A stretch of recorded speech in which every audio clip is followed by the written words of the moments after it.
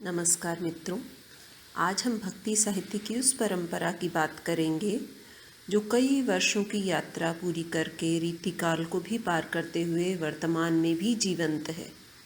यानी मानवता से परिपूर्ण संत साहित्य की धारा, ज्ञानाश्रयी धारा। संतों ने ज्ञान का मार्ग भी मानव मात्र से प्रेम करके ही सुझाया। भक्ति साहित्य के निर्गुण काव्य की ज्ञानाश्रयी शाखा या ज्ञान मार्गी शाखा को संत काव्य भी कहा जाता है।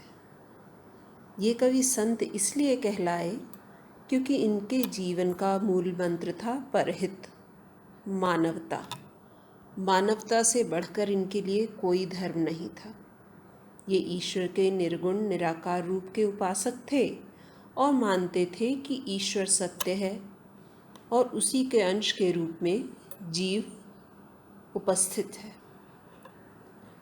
ईश्वर और जीव के बीच माया का जो पर्दा है वह गुरु ज्ञान से ही दूर हटाया जा सकता है। इस शाखा के प्रमुख कवियों में कबीरदास हैं, जिनका प्रमुख काव्य बीजक है। अन्य कवियों में रैदास, गुरु नानक, दादू दयाल, सुंदरदास और रज्जब हैं।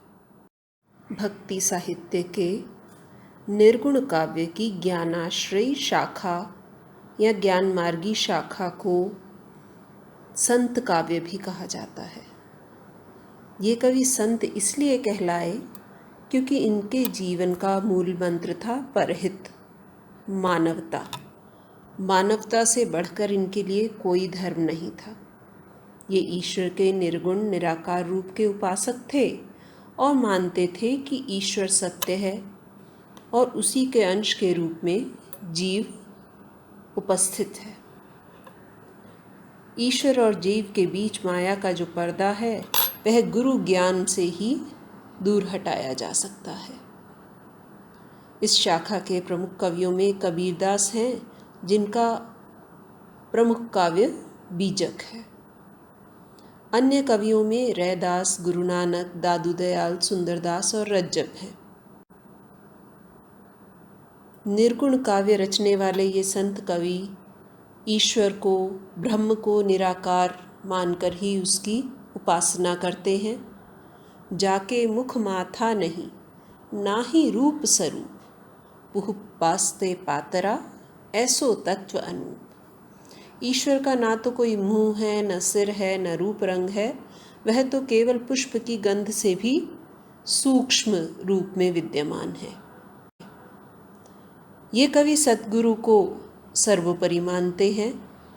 उसको इतना महत्व देते हैं कि ईश्वर से ज़्यादा गुरु को मानकर कहते हैं, गुरु गोविंदो खड़े काके लागू पाए, बलिहारी गुरु आपकी जिन गोविंद दियो बताए।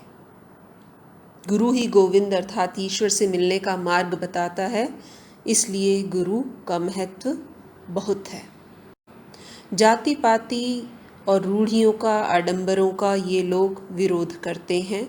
इनकी दृष्टि में सभी मनुष्य समान हैं। जाति के आधार पर कोई बड़ा छोटा नहीं है, इसलिए जाति पाति पूछे नहीं कोई, हरि को भजे सो हरि का होई। अर्थात जाति पाति को कोई नहीं पूछे और मन से जो हरि की भक्ति करे वही ईश्वर का सच्चा भक्त है, ईश्वर को प्राप्त करेगा।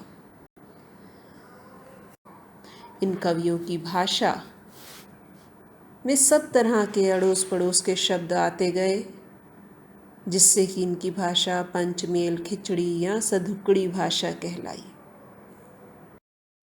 भक्ति साहित्य की तीसरी कड़ी में हम बात करेंगे सूफी भक्ति धारा की, प्रेम मार्गी धारा की। अपने स्वास्थ्य का ध्यान रखें और सुरक्षित रहें। आपके समय के लिए धन्यवाद।